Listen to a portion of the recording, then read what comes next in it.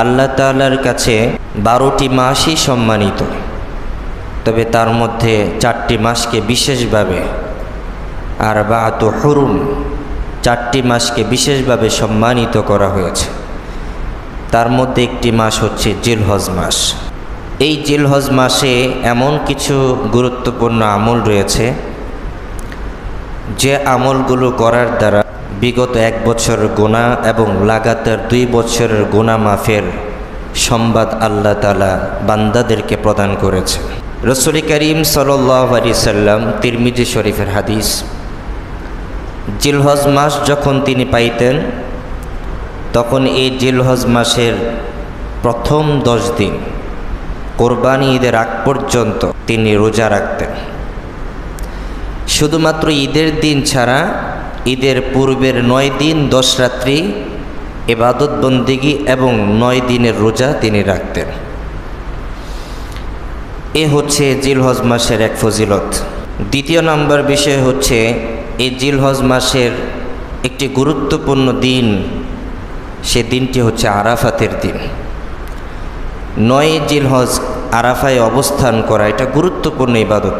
এই আরাফাতের দিনে অনেক ঘটনা সংঘটিত হয়েছে। তার মধ্যে একটি ঘটনা হচ্ছে আব্বাজান হজরতে আদম আলাইহিসসালাম এবং আম্মাজান হজরতে হাওয়া আলাইহিসসালামকে যখন জান্নাত থেকে দুনিয়াতে পাঠানো হয়, আব্বাজান হজরত আদম আলাইহিসসালামকে পাঠানো হয়েছিল শ্রীলঙ্কার শরণদ্বীপ, আর আম্মাজান হাওয়া আলাইহিসসালামকে পাঠানো হয়েছিল জিদ্দায়।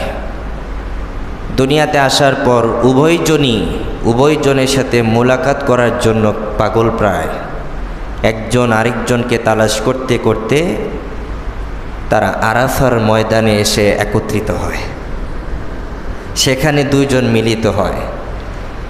এই দৃষ্টিকোণ থেকে ইমাম জাহাক রহমতুল্লাহি আলাইহি বর্ণনা করেছেন, এই জন্য সেই জায়গাটির নাম আরাফা এবং সেই দিনটির নাম আরাফার দিন হিসাবে ভূষিত করা হয়।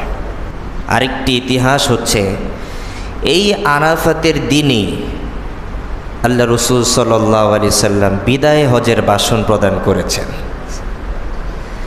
এবং সেই দিনই আল্লাহ পাক রব্বুল আলামিন কিয়ামত পর্যন্ত সকল উম্মতের জন্য ইসলামকে দিন হিসাবে ধার্য করেছেন, পূর্ণ দিন হিসাবে ঘোষণা করেছেন। সূরা মায়েদায় আল্লাহ তাআলা বলছেন, আল ইয়াউমা আকমালতু লাকুম দীনাকুম ওয়া আতমামতু আলাইকুম নি'মাতি ওয়া রাদিতু লাকুমুল ইসলাম দীনা। আজকে তোমাদের জন্য তোমাদের দিনকে পরিপূর্ণ করে দিলাম, তোমাদের দিন ও জীবন ব্যবস্থার জন্য ইসলামকে তোমাদের ধর্ম হিসাবে আমি স্বীকৃতি দিলাম। তাহলে এই দিনের গুরুত্ব আছে। আল্লাহ রসুল সাল্লাল্লাহু আলাইহি সাল্লাম ইরশাদ করেন, মান সামা ইয়াউমা আরাফা গুফিরা লাহু সিনতাইন মুতাতাবিআইন। রাসূল করিম সাল্লাল্লাহু আলাইহি সাল্লাম ইরশাদ করেন, যে ব্যক্তি আরাফার দিন রোজা রাখে তার লাগাতার 2 বছরের গুনাহ মাফ। 9 জিলহজ এই আরাফার সময়ে যে ব্যক্তি রোজা রাখে, আল্লাহ তাআলা তার লাগাতার 2 বছরের গুনাহ, সিনতাইনে 2 বছর, মুতাতাবিআইনে লাগাতার 2 বছরের গুনাহ আল্লাহ মাফ করে দেন। মুসনাদে আবু ইয়ালা একটি হাদিসে গ্রন্থ আছে, এবং মুসনাদে আহমদের মধ্যেও একটি হাদিস উল্লেখ করা হয়েছে, সুনানে আবু দাউদ শরীফের মধ্যে উল্লেখ আছে।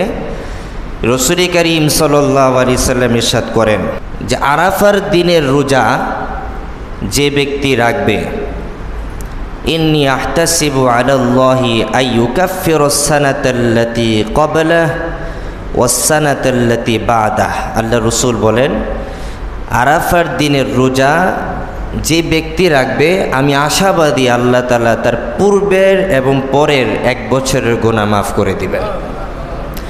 পূর্বের 1 বছর এবং পরের 1 বছর। তাহলে অবশ্যই এই দিনের রোজার অনেক ফজিলত। রাসূল করিম সাল্লাল্লাহু আলাইহি সাল্লাম জীবনে 4টি আমল কখনো ছাড়তেন না। অন্যান্য কিছু আমল হয়তো কোনো কারণে ছুটে গেছে, কিন্তু এই 4টা আমল বেশি বেশি তিনি করতেন। তিরমিজি শরীফের হাদিসের মধ্যে উল্লেখ রয়েছে রাসূল করিম সাল্লাল্লাহু আলাইহি সাল্লাম 4টি আমল কখনই ছাড়তেন না। তার মধ্যে একটি আমল হচ্ছে জিলহজ মাসের প্রথম 10 দিন রোজা, এটা কখনই ছাড়তেন না। তার মধ্যে আরেকটি হচ্ছে আরাফাতের দিনের রোজা, এই রোজা কখনো তিনি ছাড়তেন না।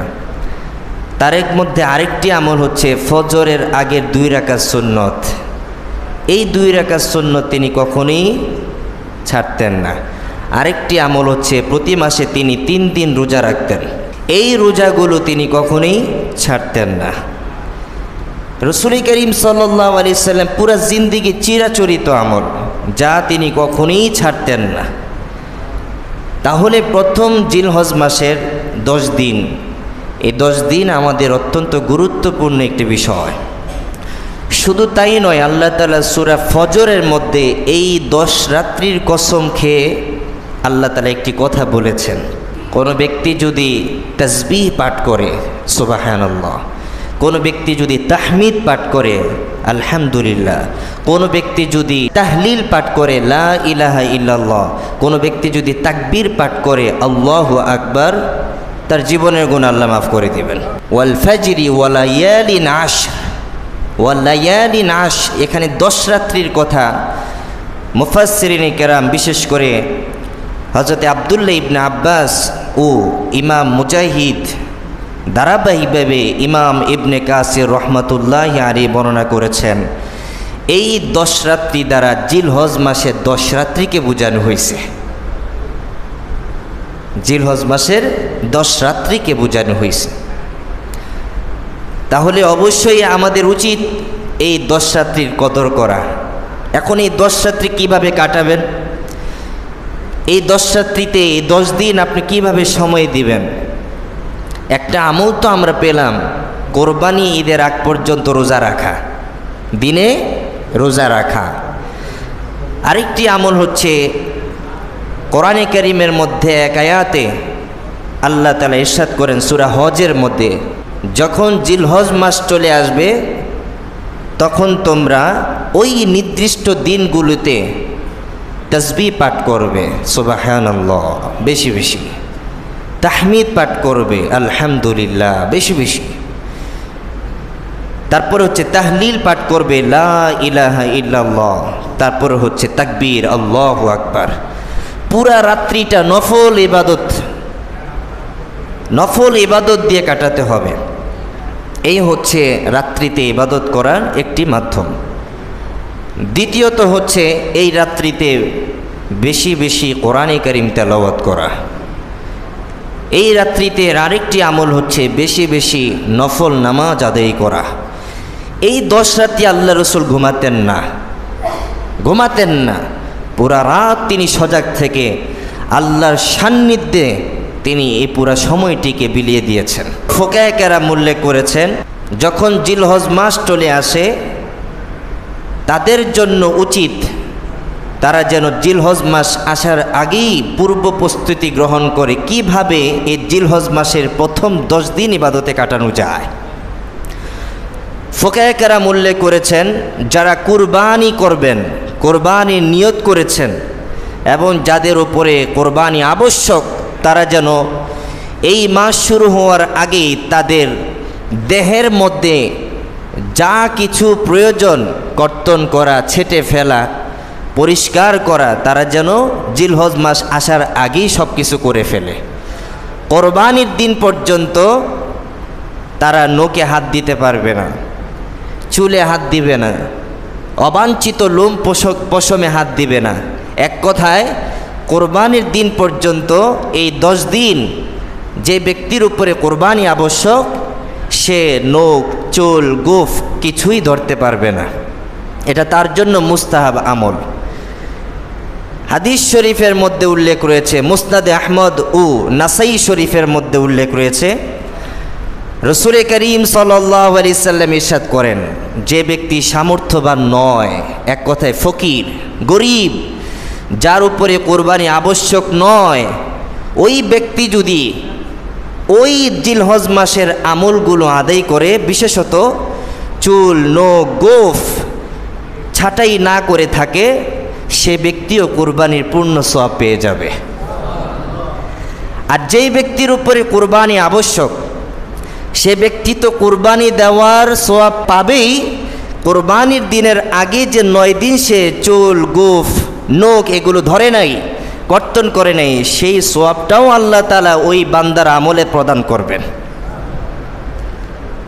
তাহলে আজকের যে দিন গিয়ে রাত্রিটা আসবে, ওই রাত্রিটা হচ্ছে জিলহজ মাসের প্রথম রাত। তাহলে আজকে দিনটা হচ্ছে জিলকদ মাসের শেষ দিন, জিলকদ মাসের শেষ দিন।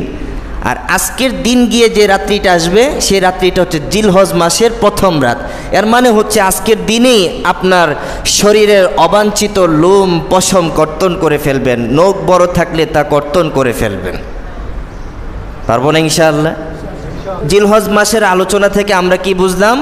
যে কোরবানি আগ পর্যন্ত প্রথম 10 রাত এবং 10 দিন ইবাদতে কাটাতে হবে, রোজার হালতে কাটাতে হবে এবং রাত্রিগুলোতে নফল ইবাদত দিয়ে কাটাতে হবে।